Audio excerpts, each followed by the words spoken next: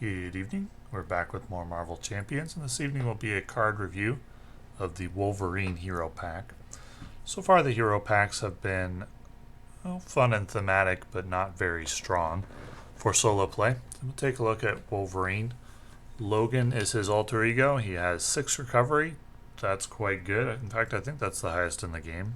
Yeah, that's the highest in the game. And set up, search your deck, and discard pile for the Wolverine's Claws upgrade and put it into play. Hand size 6, hit points 10. Well, his alter ego recovery isn't quite as good as Spider-Ham's. 5 recovery plus 1 resource is a little bit stronger, but it's pretty close. That's very strong recovery, though one thing to note is with hit points of 10, recovering twice you won't get full value. You'll probably flip over to alter ego with 3 or so hit points remaining.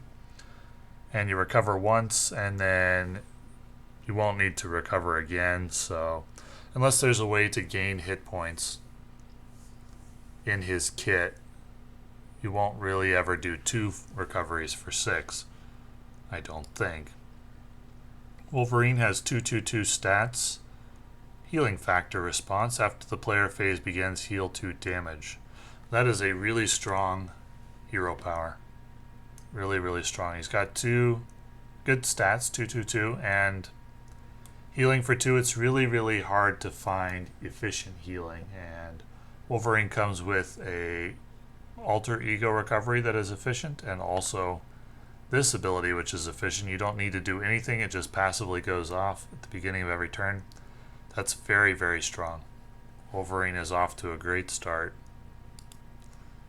Wolverine's Claws, permanent. Exhaust Wolverine's Claws. Choose an attack event in your hand and take damage equal to its printed cost. Play that event, ignoring its resource cost.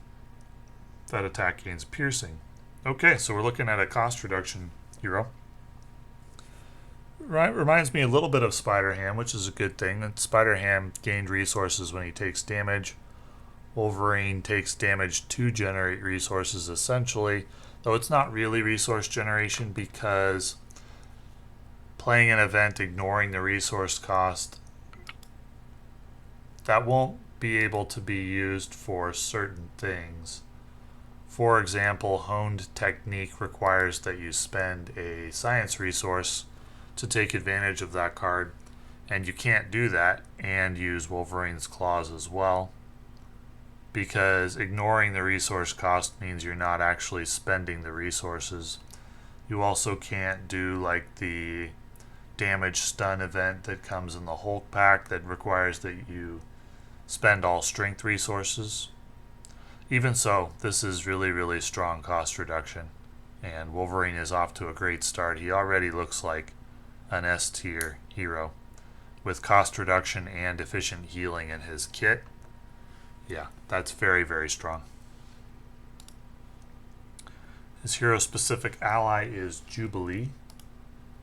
2 cost, 1 thwart, 1 attack. After Jubilee enters play, choose an enemy until the end of the phase. While Wolverine or Jubilee is making a basic attack against that enemy, they get +2 attack for that attack. Shouldn't it be while Wolverine or Jubilee are making a basic attack? Anyway. You get +4 in addition to the 1 thwart or 1 attack and a jump block. That's exceptional. If you use Wolverine and Jubilee to make a basic attack on the turn that Jubilee enters play, then this is an exceptional ally. Very strong. And Wolverine's attacks have piercing, right? Just when he uses his claws? Yeah, just when he uses his claws. It doesn't really matter. Jubilee is really strong. Really good hero-specific ally. Are we looking at a hero who they just decided to give all the tools to? I don't know, but healing and cost reduction, off to a great start, and Jubilee is very good too. Adamantium Skeleton, 2 cost upgrade, you get +4 hit points. Okay, so there is a way to get 4 hit points, to get more hit points, and then you can make use of 2 heals. Heal while the turn you flip to alter ego, and then heal again. Wolverine gets +1 attack and his basic attacks gain piercing. Okay, that's great. Great upgrade. Not much required at all in order to get full value out of this. Maybe 2 attacks would get you full value, and anything more than that is really, really strong. So this is great. Very strong upgrade. Every card so far. We're only 3 in, but all of them have been really, really good. Berserker Frenzy, 2-cost upgrade. After Wolverine takes any amount of damage from an enemy attack, draw 1 card. After you flip to alter ego form, discard this card. Okay. Well, it really depends how many cards you get from this. Depends on what your life is when you put it into play. You really only need to draw 2 cards to make this good, and that is very reasonable. That's going to happen most of the time, I think. And so this is another good card. It's hard to make it exceptional, I think. You'd have to draw like 3 cards, but definitely not impossible, because you can have minions on the board that do small amounts of damage. There are plenty of encounter cards that do small amounts of damage. You probably won't be able to take 3 boss attacks without flipping down unless you're defending and only taking small amounts of damage. But I don't think it's going to be too difficult to get full value out of this, and some of the time it'll be exceptional. I think it'll rarely ever be bad, though occasionally if you spent the 2 resources and then only drew 1 card from it, that's not very good. So probably not a card you'd want to play at low HP. But otherwise, it's good, sometimes exceptional. I Got Better, 4-cost upgrade. Superpower. When you would be defeated by an enemy attack, instead set your hit point dial to 5. Ready your identity and discard this card. It's a little bit expensive for that. Phoenix's only costs 3. So for your 4 cost, you get healing of 5, and you get to ready, and you get to discard overkill damage.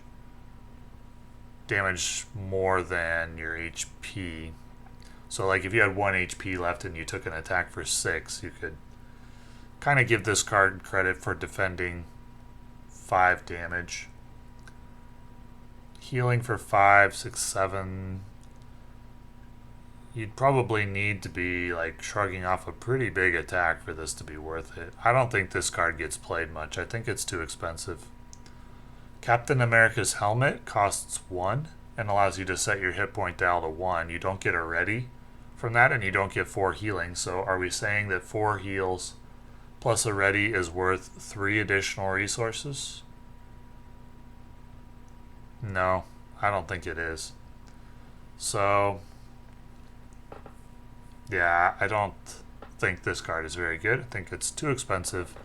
At 3, yeah, okay, at 3 it would be okay, but at 4 it's probably too expensive.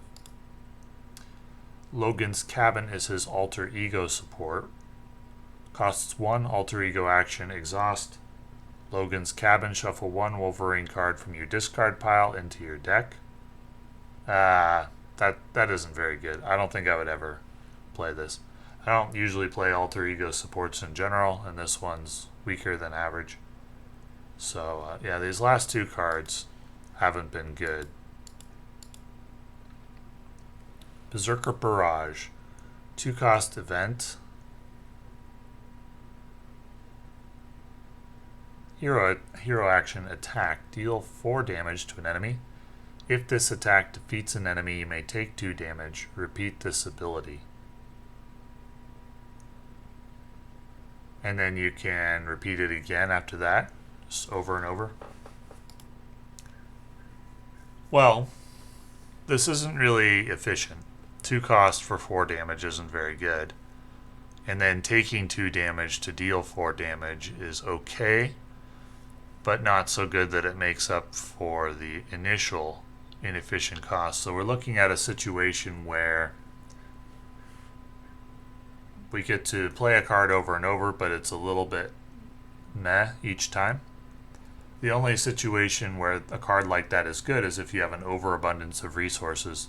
Now, in Wolverine's case, he does often have an overabundance of resources because his health is a resource, which gets used to pay for things. So, that's the situation where Berserker Barrage is good, where you have a ton of health that you can convert into a resource, and you don't really have another way to deal with the enemies on the table, then Berserker Barrage is good. Generally, it's a little bit inefficient, though. Just paying 2 for 4 damage wouldn't be that good.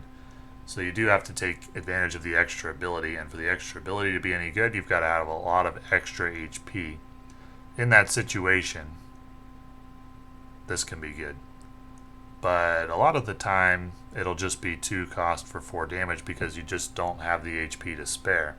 If you paid for this card with HP, then you'd be taking 4 up front, and going from 10 to 6 is no joke. That's something you have to consider carefully. So the situation where you have a lot of HP to spare may not happen right away, may not happen until late game when you've got set up, got allies to defend boss attacks, so you don't have to worry about tanking a boss attack for more HP than you have.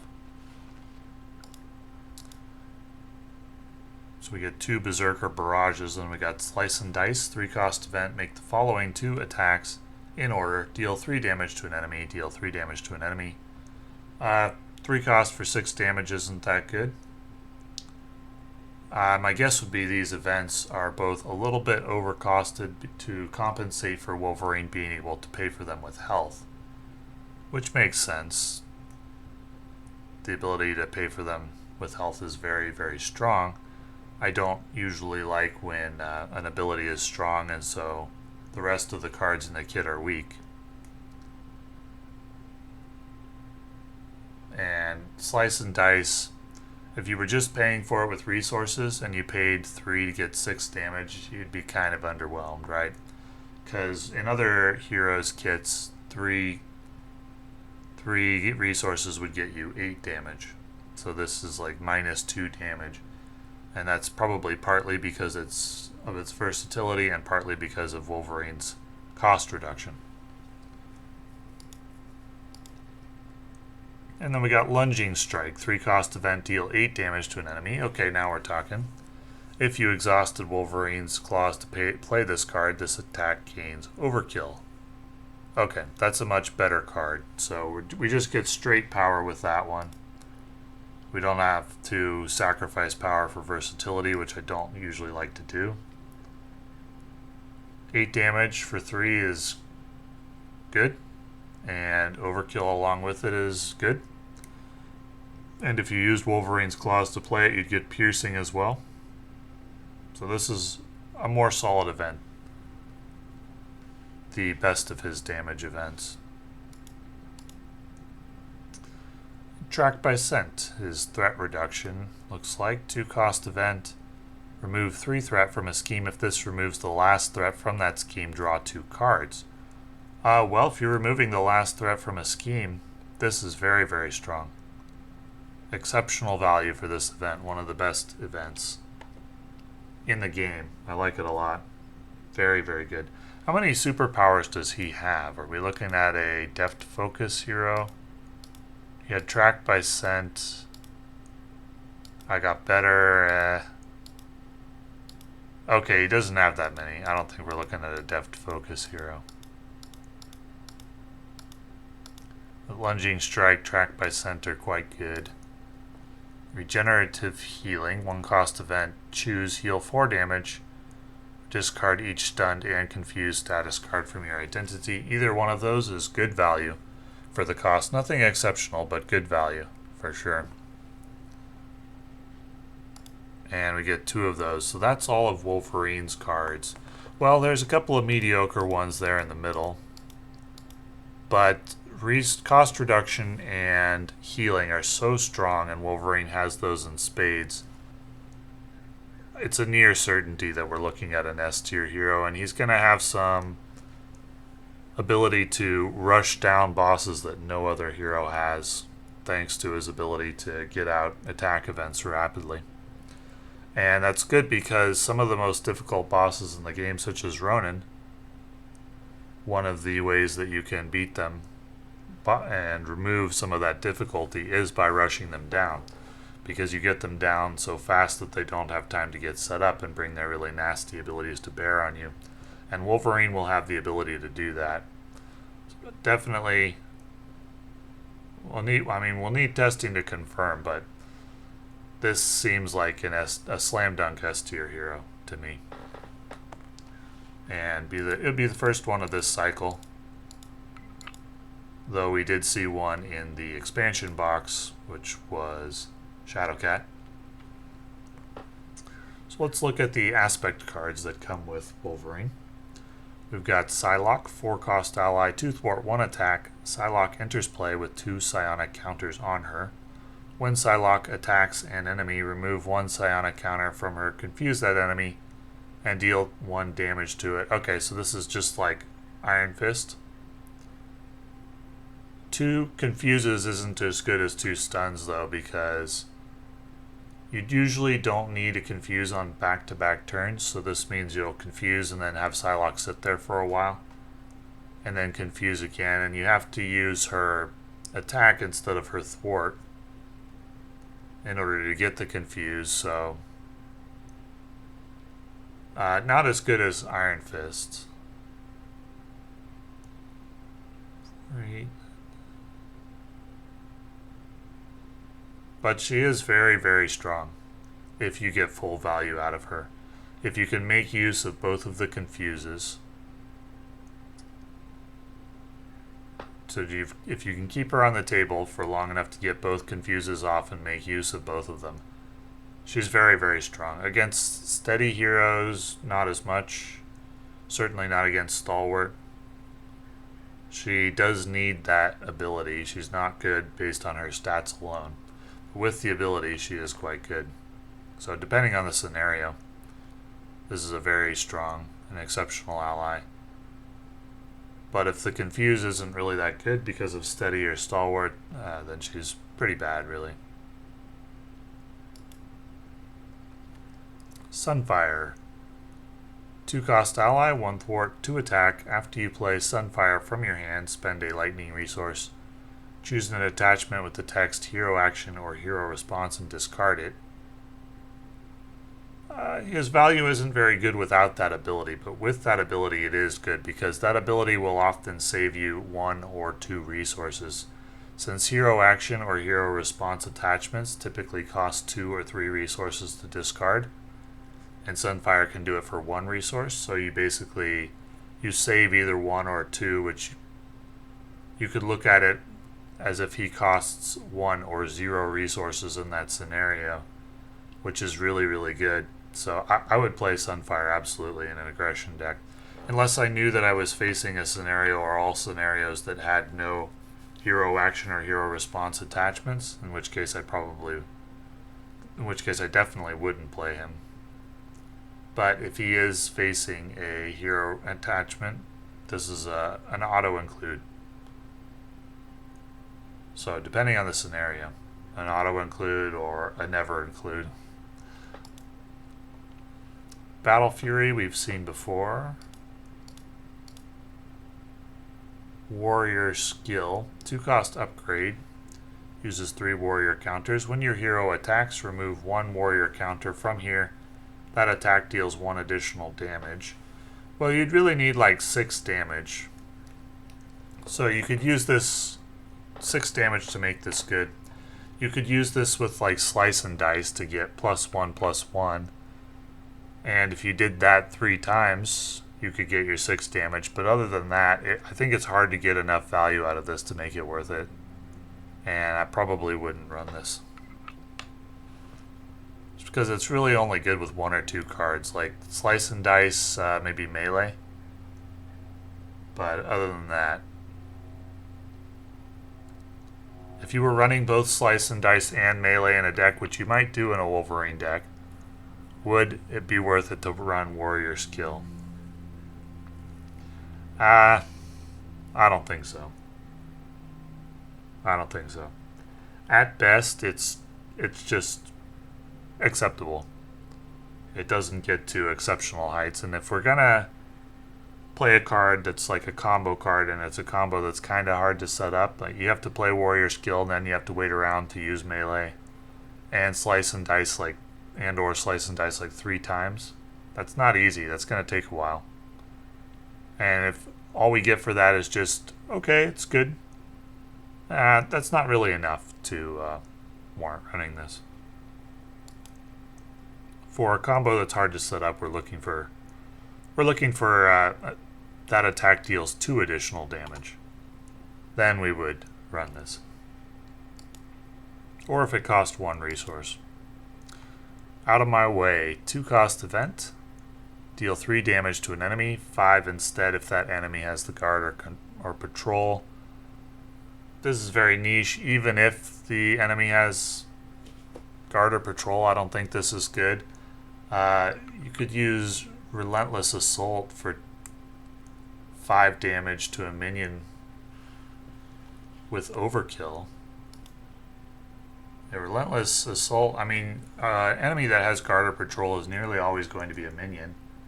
And Relentless Assault just deals straight up 5 damage to a minion with Overkill. With fewer steps, the only requirement is that you have to use a strength resource. Out of my way just seems like a worse version of that. And that Relentless Assault is a core set card, so everybody's going to have it. Yeah, this isn't anything. Precision Strike, 1-cost event, deal 2 damage to an enemy. If this attack defeats that enemy, heal damage from your hero.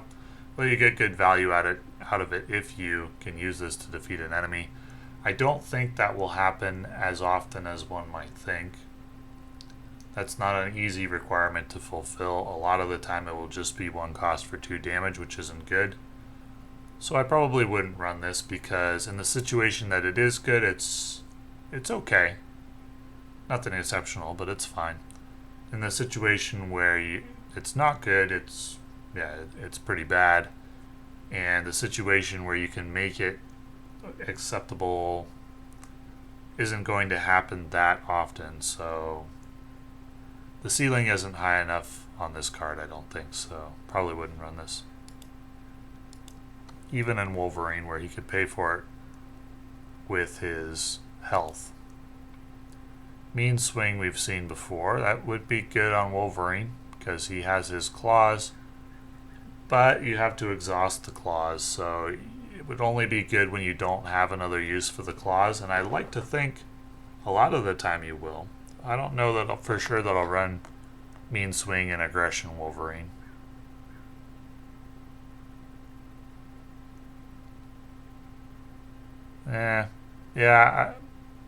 Maybe. I like to think that a lot of the time we're going to have a use for Wolverine's claws, and therefore won't be able to use Mean Swing in the same turn. Aggressive Energy we've seen before. Colossus we've seen before. Weapon X, 1-cost support. Play only if your identity has the mutant trait. Exhaust Weapon X and take 1 damage. Discard cards from your deck until you discard an identity-specific card. Then add that card to your hand. So you draw 1 card in Alter Ego, but you have to take a damage. And you have to discard cards until you find a card. I don't think this is very good. I think I've said that about pretty much every X-Men Alter Ego support card that has been a basic card. They've all been pretty bad for solo.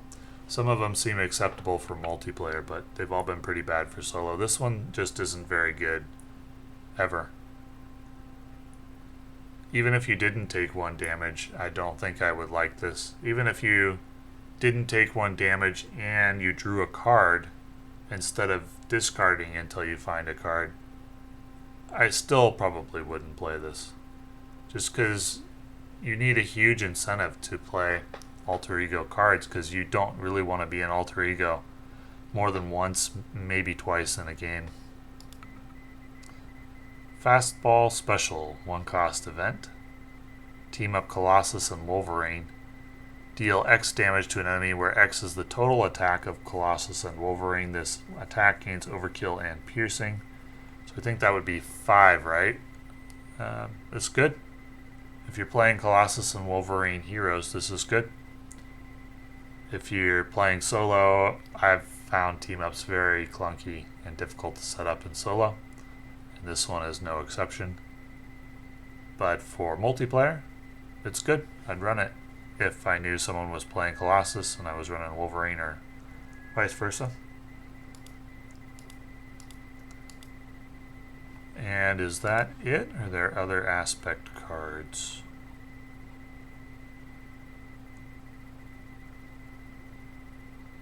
Yeah, we've got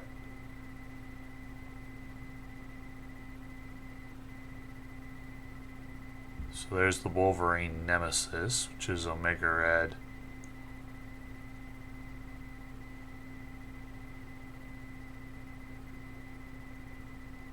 And then he also has an additional, looks like modular set.